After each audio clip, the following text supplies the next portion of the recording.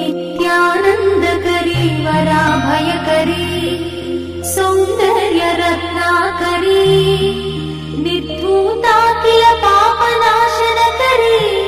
प्रत्यक्ष माहेश्वरी प्राणेयाचलवंशपावनकरी काशीपुराधीश्वरी भिक्षां ते